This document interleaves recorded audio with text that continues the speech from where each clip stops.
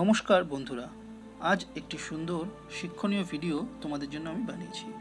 বিষয়টি হলো, আমাদের জীবনে উন্নতির পেছনে কখনোই কোনো কিছু বাধা হয়ে দাঁড়াতে পারে না।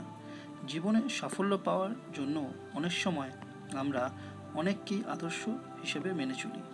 সেই রকম কিছু আদর্শবান ব্যক্তিরা জীবনে কিভাবে বাধা কাটিয়ে সাফল্য অর্জন করেছে সেই নিয়েই আজকের এই ভিডিওটি। তো চলুন শুনে নেওয়া যাক। রবীন্দ্রনাথ ঠাকুর আমরা সকলেই জানি, তিনি কিন্তু কোনোদিন স্কুলে ঠিক মতন যাননি।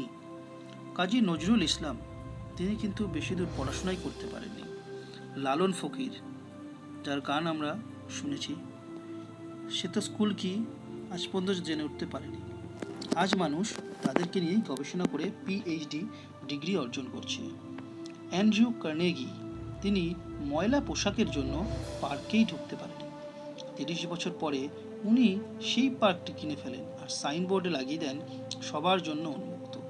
স্টিভ জব শুধুমাত্র একদিন ভালো খাবারের আশায় 7 মাইল দূরে পায়ে হেঁটে গির্জায় যেতেন।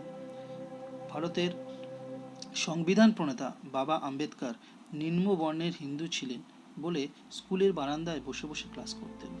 কোনো গাড়ি তাকে নিতে আসতো না। মাইলের পর মাইল হেঁটে পরীক্ষা দিয়েছেন।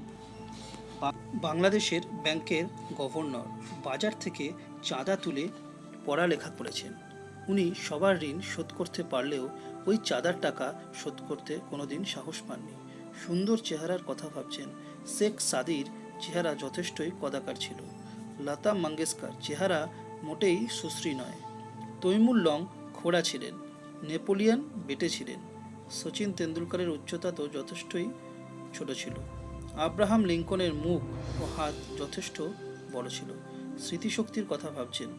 আইনস্টাইন নিজের বাড়ির ঠিকানা ও ফোন নাম্বার মনে রাখতে পারতেন না। তাহলে বন্ধুরা, এর থেকে আমরা যেটা জানতে পারি যে আপনার জীবনে উন্নতির পেছনে কখনোই কোনো কিছু বাধা হয়ে দাঁড়াতে পারে না। তাই ভয়কে দূরে রেখে জয় করা শিখুন, সাফল্য ধরা দেবেই। ধন্যবাদ।